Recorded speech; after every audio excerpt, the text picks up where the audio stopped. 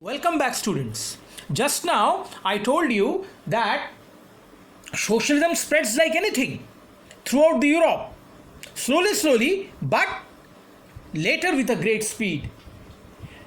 It spreads, even got the parliamentary seat, but Socialist Party never succeeded in the formation of government in any country. But just now I told you that it was unable to form party, but things change. As the time passes, things change. And what was that? This is what we are going to learn in the next topic. That was the Russian Revolution, the fall of monarchy in 1917. I am telling you, students, the Russian Revolution is one of the most important revolution in the world history. Why, you know? Because this was for the first time by this revolution in any country, that is in Russia, but Russia was the first country in the world where socialist came as government. So socialism emerged as government for the first time in Russia. This Russian Revolution is, that's why, very much important.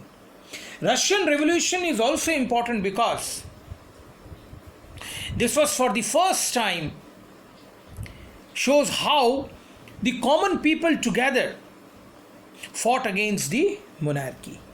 So we will see the Russian Revolution. In one of the least industrialized of European countries, this situation was reversed.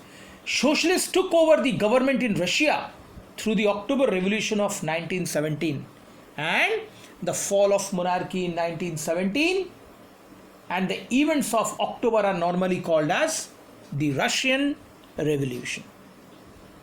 But I am telling you, students, how this happened and why this happened. Why Russia, one of the largest country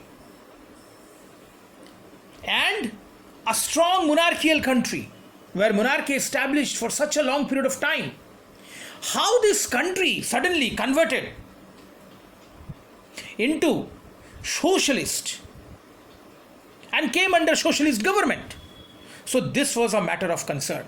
So we are going to learn about the next topic, that is the Russian Empire in 1914. What was the condition? The revolution occurred in 1917, but the plot was ready and the process was going on from 1914.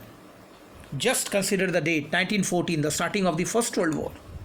So the Russian transformation of socialism started in 1914.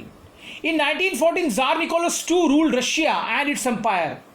Beside the territory around Moscow, the Russian Empire included current-day Finland, Latvia, Lithuania, Estonia, part of Poland, Ukraine and Belarus. It stretched to the Pacific and comprised today's Central Asian states as well as Georgia, Armenia and Azerbaijan.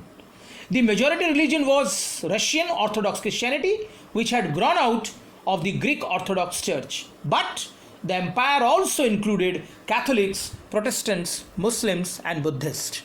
So you see, such a big empire and with so many diverse population.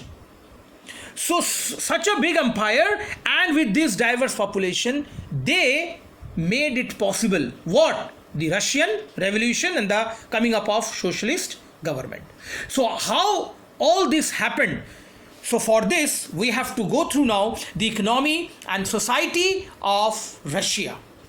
So for this, we will continue in the next class. So that's all for today. In next class, we will see the economy and society of Russia. What was the condition which was responsible for the Russian Revolution? That's all for today. Thank you very much, students.